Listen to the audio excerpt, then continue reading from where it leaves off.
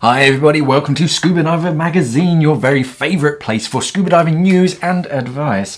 Well, because our last 25 quickfire tips for beginner scuba divers was just so darn popular, we figured that we'd run another one. So I've put my thinking cap on and thought about a few other things that I've learnt over the years of scuba diving that I think could be useful for new scuba divers to know.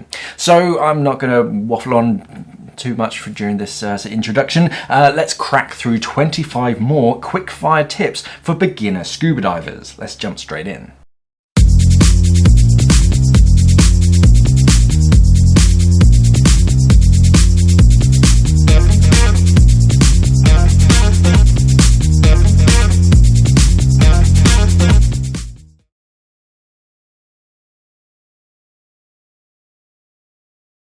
I know for a lot of people it sounds a bit much, but divers usually do much better when they mentally and physically prepare themselves before a dive. Spending a minute or two just by yourself somewhere quiet and right before a dive to literally imagine the dive ahead can really improve your breathing rate and your efficiency in the water.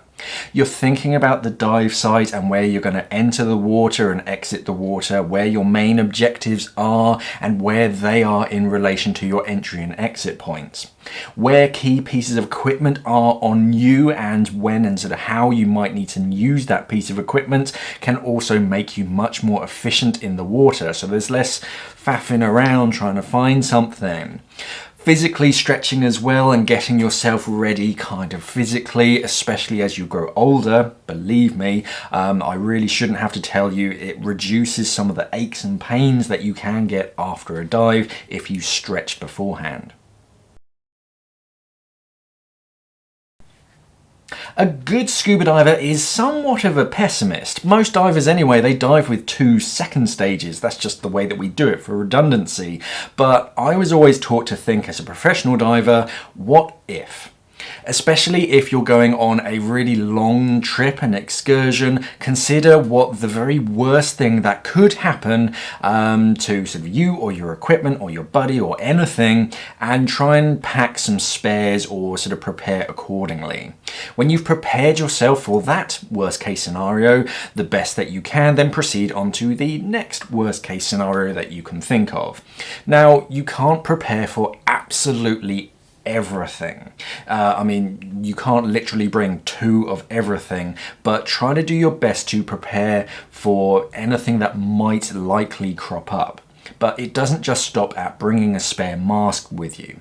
Your gas management is very important on every single scuba dive, so if you're down to half a tank of gas, then you'd better be on your way back up to the surface, because if something should go wrong, your breathing rate isn't going to go down, it's only ever going to go up, so you're going to need that extra gas. So if you're down at your maximum depth and you're thinking about whether to turn the dive or not, looking at your pressure gauge, always consider what if, so that you may err on the side of caution and ascend. It's always better to just ascend a little bit earlier so you end up with too much gas instead of not enough.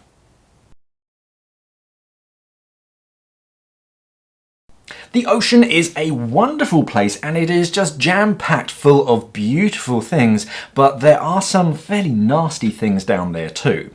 Now, most of marine life has absolutely zero interest in hurting you or interacting with you in any way, I'm afraid. They're more interested in just getting away from you because they don't know what you are, but over the years, many of these little critters have actually evolved fairly nasty ways to keep their natural predators and competition away from them. The problem comes not only in being able to identify which fish or critter is venomous, but actually just being able to see it in the first place. You see, venomous critters, when they were evolving, they went down 2 separate routes. They either went down the really bright and obvious route, or they went down the super camouflaged, you can't really see me at all kind of route. So when you sort of reach out, if you feel like you need to steady yourself and you kind of grab hold of that rock, it's not actually a rock, it's actually a stonefish, and even brushing up against fire coral is just so easily done. You don't require any kind of force to get stung by that. So it's really easily done when you're not paying attention, but it will suck for weeks afterwards just brushing up against fire coral. So if you can, just give yourself a few extra feet. You don't have to be right up against stuff, kind of looking at things. You can still see it from a few feet back, and don't touch anything but the water, because you never know, it could be poisonous to you. You can also damage it, so just keep your distance. If you feel like you're suddenly ascending too fast or descending too fast, try to use your lung volume to correct your buoyancy first. If you're sinking down, take a big gulp of air, and that might actually be all you need to stop yourself from settling down on the bottom. Too many divers, when they first start out, their first instinct is to reach for their inflator too often, which leads to really big changes in your buoyancy, which can often make things even worse. If you do need to use your inflator, then by all means use it, but try and use it in teeny tiny little bursts, because a little change, just one little inflation, will go a surprisingly long way. It can be hard to turn this reflex off in your brain, because if you're sinking really, really fast, or you're floating up a bit too quickly, your first instinct is usually just to dump all that gas. But because you're dumping a whole load of gas, or you're pushing a whole load of gas in, but it's very easy to go too far in the opposite direction, and instead of sinking down to the bottom, now you're floating up to the surface. So try to use your lungs first, and just wait a couple of seconds. If you're floating up, exhale all the way. If you're still ascending, then you might need to change your buoyancy, which is fine, but just try a little bit at first. Just deflate a few bubbles. If that doesn't work, a little bit more. Eventually you'll get the knack of it, but don't dump all of your gas, or don't fill it all completely. Just little adjustments.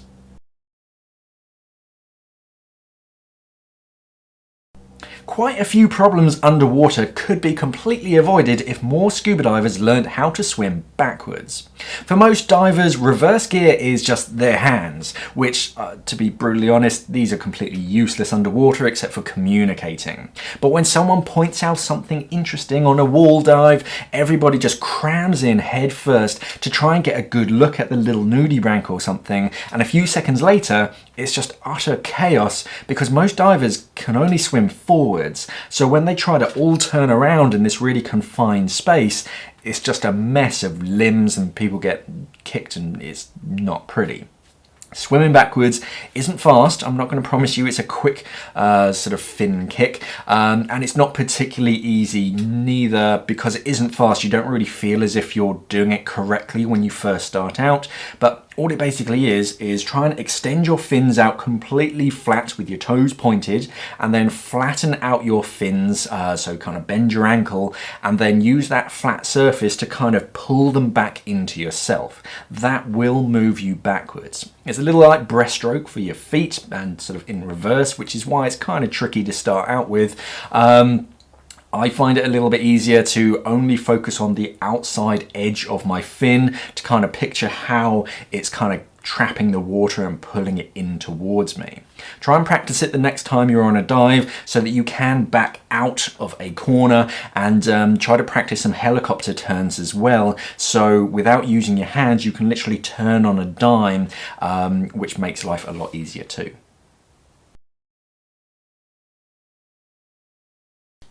As with a surprising amount of scuba diving gear, your reel and your spool actually could do with a little bit of preparation straight out of the box before you actually go diving with it.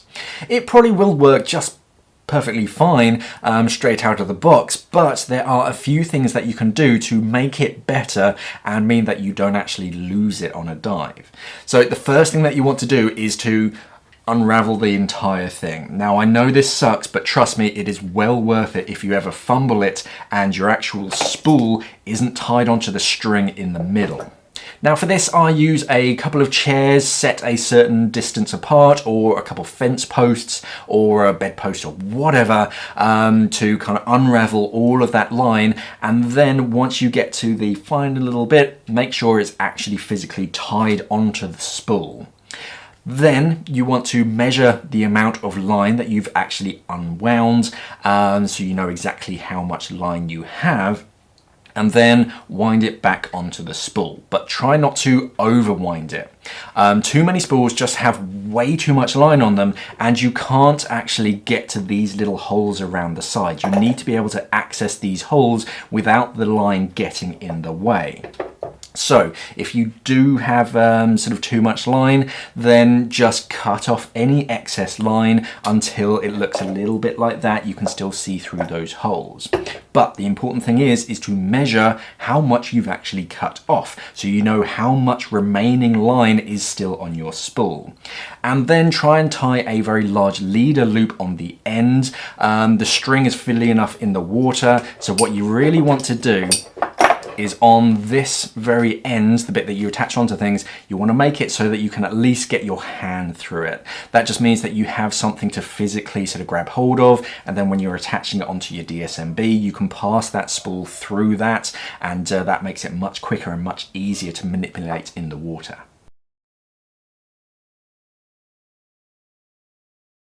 Somebody threw out the question on social media a few years back, how often do you get your regulators serviced? Just an open question to all of their commenters. And one response has kind of always stuck with me in my mind, and someone wrote, when they go wrong. So as flippant as that response was, your regulators are only really going to fail whilst you're actually diving them. And personally, I don't want me to be 30 meters underwater when my regulator decides to stop doing its job. Now, there's a reason why the manufacturers recommend that their regulators are serviced every so often, every year or every 2 years. And I can promise you this, it is not a money-making exercise. There are a lot of small moving parts inside of your regulators that deal with some pretty high pressures, so those soft sealing surfaces, they just wear out over time, and especially if you're using them day in, day out. So just get your regulators serviced. Before the dive, take a proper moment to stop and look at a map of where you're going to be diving. Take note of a few of the features, and that way, if you're at a point of the dive where you don't know exactly where you are, then you can often work out roughly where you are on that map inside your head. If you know that the REX starts at 18 meters on the reef and it's on the westmost point, then just get down to 18 meters and swim towards the west, and you can't miss it. If you can picture that map in your head and you know which way is north, then you can usually work out roughly where you are on that little map inside your head and which way to go. If you want, you can always scribble down a quick sketch of the dive site on a slate and take that down with you, along with any details like sort of key depths. So this plateau is at 20 meters. That way you can refer back to it in the water. If you're at 20 meters, you know there should be a plateau ahead of you. A lot of scuba divers rely on their bank account's travel insurance because it mentions scuba diving in paragraph 24b. But be sure to actually read the small print. The exclusions will often be pretty rough because they're not made by scuba divers. And you can easily find yourself not covered at all because of a technicality, or you're just without enough cover for everything that you might need.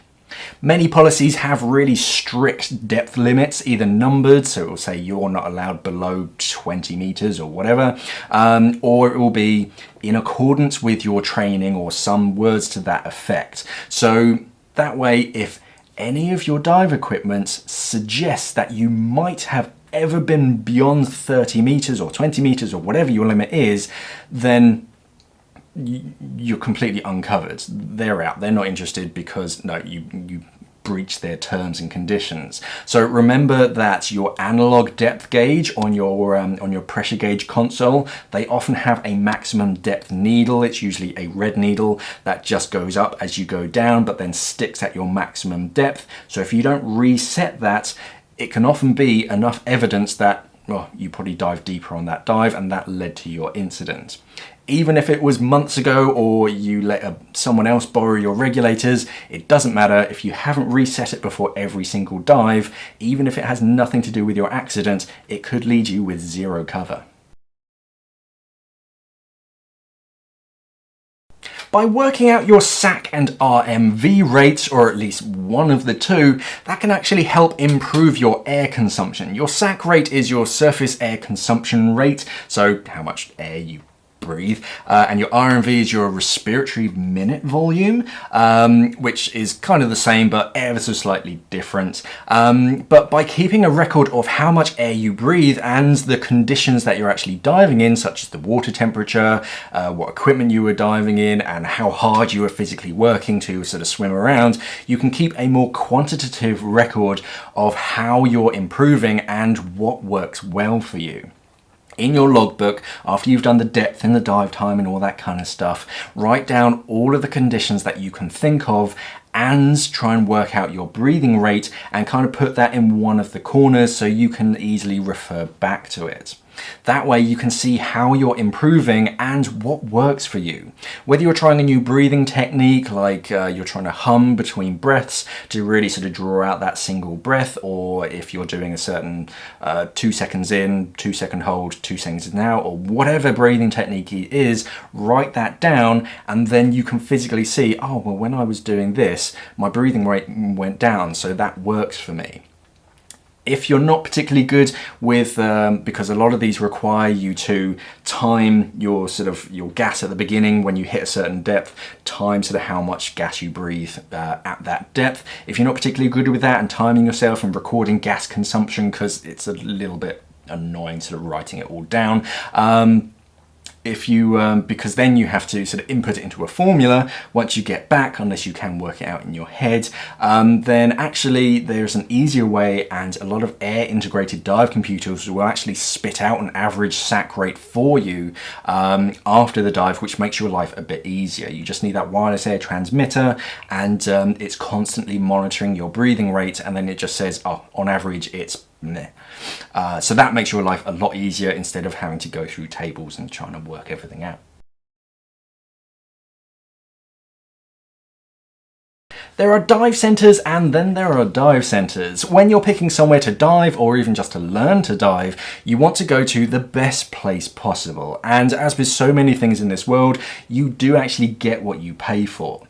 Dive centres have different classes or different tiers though. So if you've chosen your training agency like PADI or NAUI or RAID or whatever it is, you can often go on their website and find a list of their dive centres, and then you can see all their dive centres on a map around you, and then you can usually filter them by tier.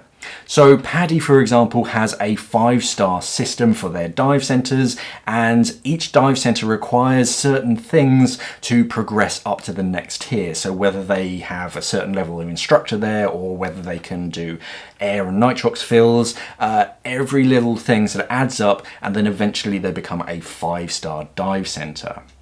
So that way, if you're kind of looking up the dive centre that you're looking at and see what tier they are, then yeah, you can say, okay, then yeah, that should be a good dive centre. But also look at how long the dive centre has been around. Bad dive centres don't tend to last fairly long in this industry. So if the dive centre that you're looking at has been running for any length of time, 5, 10, 20, 30 years, then they're probably going to be a good dive centre, because good dive centres last. Your dive mask needs quite a lot of preparation to keep it from fogging up on a dive. A lady that I was diving with a couple years ago actually claimed that she had never even heard that you even needed to prepare your mask, and she'd been diving for years. So your mask needs to be prepared first before you take it diving, because untreated glass is really prone to just fogging up so you can't see what you're doing. The glass is going to be against the cool water around it, so that's going to be nice and cold, and your face is going to be relatively warm, and then there's moisture all around you, so that's the perfect storm for creating fog if you don't prepare them properly. And I don't mean just spitting in your mask or using a defog gel just before the dive. You need to prepare the lenses with a proper pre-treatment well before, literally as soon as you get it home, days before you actually think about taking it sort of scuba diving. You need to use either a Google it. There are tons of different sort of mask preparation treatments, everything from using toothpaste to off-the-shelf sort of actual gels and things that physically help to prepare your mask. I've seen some people use cigarette lighters, but I've never been a huge fan of that because it just worries me. It's way too easy to damage your mask. But then once you've pre-treated it, then use a defog gel right before the dive and you should be fine. Investing in your own dive computer will make your scuba diving so much safer. When divers first start out, they're usually given a dive computer by their instructor, or they rent one when they're starting out from a dive center, but too many divers just look at their dive computers and have no real idea of why it's beeping at them or what it's trying to tell them because they're just not familiar with how it works. The basic functions of all dive computers are fairly intuitive. You can usually tell what depth you're at and kind of what your NDL is and a few other bits and bobs. But at some point that rental dive computer will start flashing some 3-letter acronym that you can't really work out, and it could mean that you should really start to go up, or it could actually mean that you should stay down and do a deep stop or something. You don't have the manual there with you under the water to look it up, so it's kind of up to your best guess.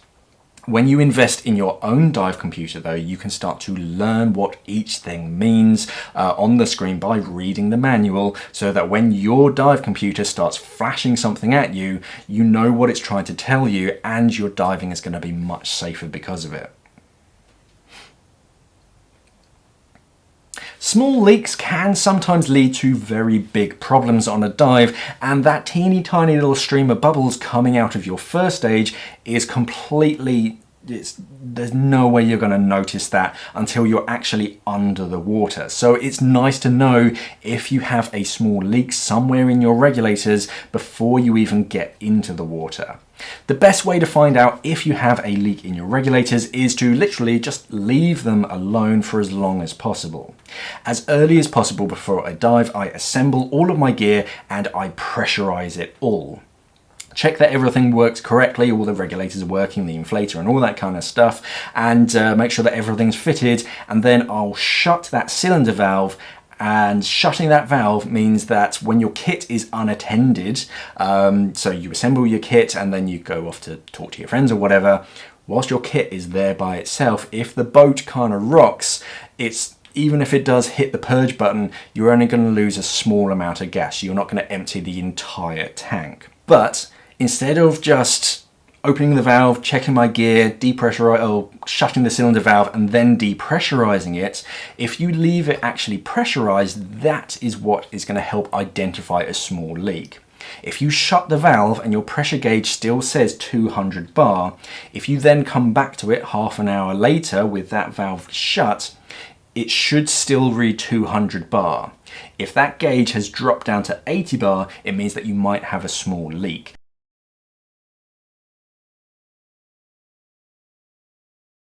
While you're on a dive, it can be easy to spend the entire dive just looking at the entirety of the reef, so looking for the big things, but you can often miss an entire world of macro life that's going on around you if only you took your time to take a closer look.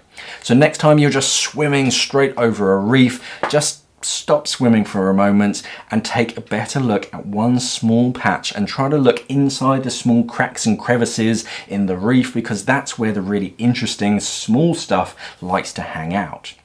When I'm looking for interesting things, I'm looking for movement, shapes, and colors. So sudden movement is the easiest way to spot something interesting. So if you're looking for a long-nosed hawkfish, for example, they're the easiest to spot when they move. They're really well camouflaged, so unless they move, they're really hard to spot. But as soon as something moves, your eyes are pre-programmed to physically sort of notice that and draw your attention to it.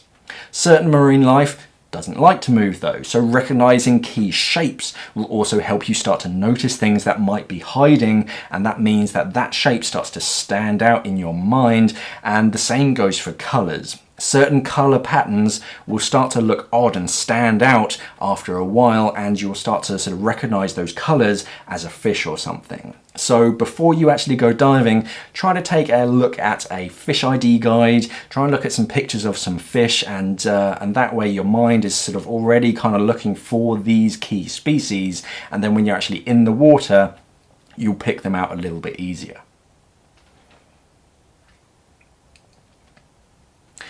When you're diving from a boat, especially a big boat like a liveaboard, it's really handy if you can actually recognize the bottom of your boat. So that way, if you're coming back at the end of the dive, you don't swim up to the back of the wrong boat, and worse, climb onto the wrong boat, because that can be really embarrassing. Take note of the color and the shape of the hull at the beginning of the dive, and look at the propeller and the rudder at the back, because it's rare that two boats will be exactly the same in the same area. And when you're sort of diving really shallow at the end of the dive, or if you're on the surface at the end of the dive near the back of the wrong boat, can be really dangerous because they can start that engine at any time, and you don't want to be anywhere near that propeller. Some boats will drop a hang tank or a shot line with a big old flag on it with their name on it, which is much nicer, so that way you can better recognize your boat. So yeah, at the beginning of the dive, just take a moment to stop, turn around and look at the bottom of your boat, so that when you're coming back, you know that you're coming back to the correct boat.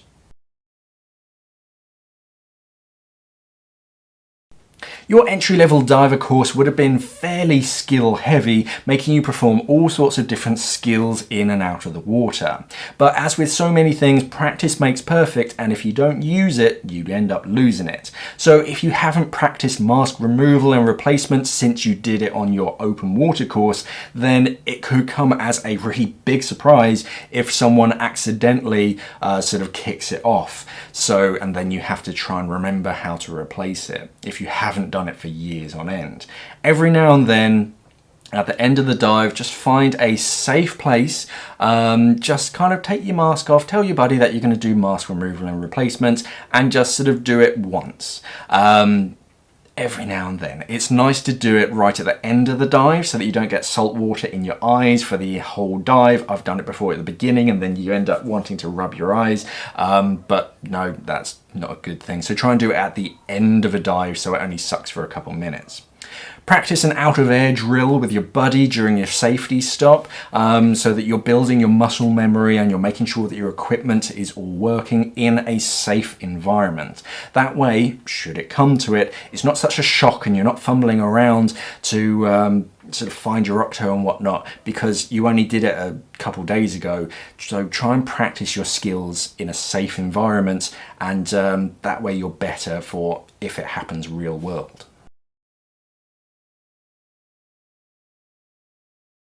At the end of the dive, get to 5 meters and you shoot up your SMB to do your safety stop. Sending up the SMB tells any boat on the surface that you're ready to surface where you are, and you'll probably be on the surface in around 3 minutes time. That just gives the rib enough time to sort of be where it should be. Doing your safety stop nearby to the reef is usually a lot safer because there will be a lot less current. There's going to be a lot less boat traffic around there, and there's actually something interesting to look at. But the rib, and especially any large boats, they won't like getting too close to any of the rocks or the reefs to come pick you up, because a strong wind or strong water movement can very easily just push them onto it, causing a lot of damage to both the boat and the reef. When you actually hit the surface, or even as you're ascending from your safety stop, try to swim away from the reef out into the open ocean as far as you can, but try and stay close to your SMB, but try and swim away from the reef so the boat has lots of room to come pick you up.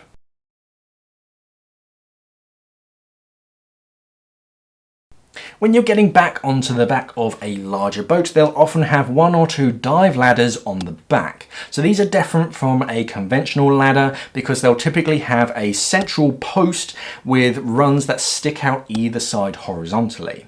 Only ever touch the horizontal rungs. Under no circumstances will you ever touch that central pillar.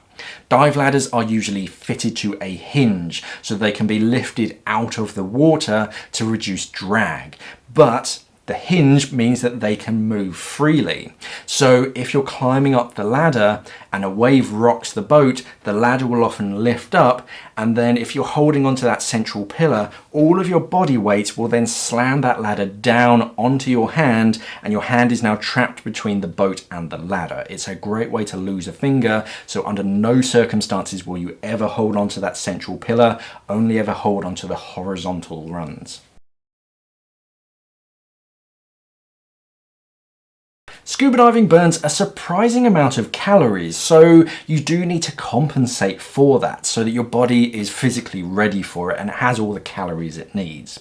First of all, you're carrying a lot of heavy gear that you're not particularly used to. You've got your heavy tank on your back, you've got your weights, which are literally lead weights around your waist, and out of the water, they're really, really heavy. Then when you're actually in the water, it's much harder to move around, so you are constantly working against resistance and swim against resistance as well.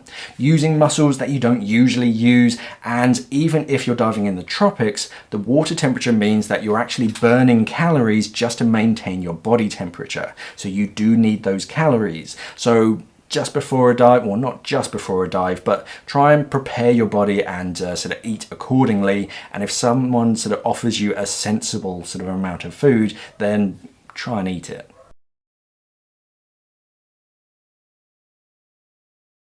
When I used to teach students years back, I used to teach skills whilst kneeling on the bottom. It's how I learnt to dive and it's how I was taught to teach, only it's not really a great way to learn how to dive kneeling down on the bottom, because you're not doing your skills whilst you're neutrally buoyant, which is how you really should perform skills, because you can't always just sink down to the bottom and kneel down every time you need to clear a partially flooded mask.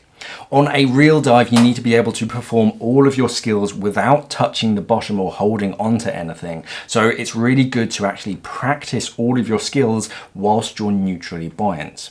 So if you're on a course, obviously tell your instructor first so that they don't worry about you mysteriously floating off. Try and tell them before, I'd like to do as many of my skills neutrally buoyant as possible. A majority of instructors are teaching neutrally buoyant skills now anyway, but if your instructor is a tad more old-fashioned, then maybe take the initiative and sort of tell them, and then that way you can be a better diver because you're practicing a more real-world scenario.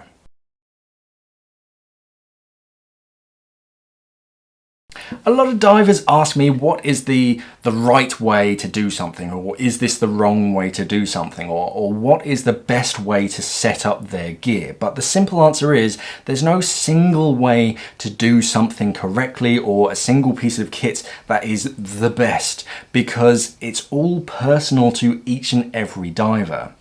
Personally, life would be so much easier if there was just one single regulator that was the best for everybody. But regulators and all your other sort of scuba diving equipment is just a tool for a job. So I have my regulators and they work great for me, but that doesn't necessarily mean that they're the best for somebody else. When you're shopping around for new dive equipment, definitely look at other divers that you respect and try and look to see what they're using, but don't just blindly copy them and sort of use all of their equipment, because something different may actually suit you better, and also something newer may have been released since they bought their dive gear 10 years ago. And the same goes for procedures as well. If your procedure works for you, then great. Definitely look around to see if there's anywhere that you can improve your skills and make them any safer, but it doesn't necessarily mean that the way that you were taught is necessarily wrong, just different. So many divers, as soon as they hit the surface, they take their mask off. Now don't get me wrong, it is nice to take off your mask and kind of rub your face after a long dive, but when you're getting back onto the boat, try to put your mask back on properly. Keeping your mask and ideally your regulator in place can actually protect you from just a rogue wave or just kind of being knocked back under the water. Being hit with a wave or dunked under the water when you're holding onto the ladder without a mask or a regulator can really take you back and take your breath away.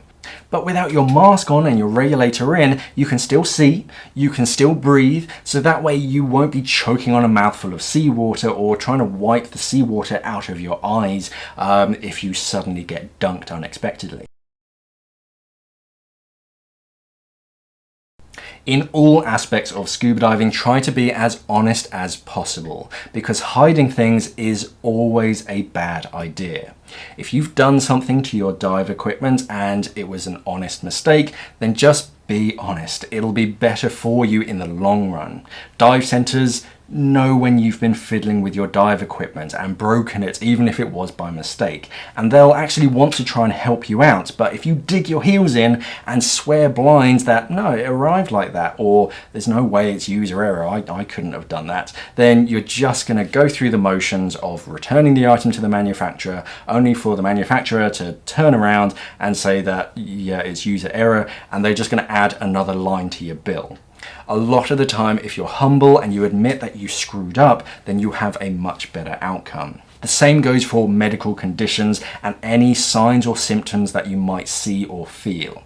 If you're honest with us, the worst case is that we'll send you to go see a doctor just to double check that you are okay to dive. Or if it's an odd feeling that you're feeling that you're not completely sure on, we'll give you some oxygen and you'll feel much better in a few minutes. It's much better to get it out in the open, because a hidden sign and symptom or a hidden medical condition is only going to end badly.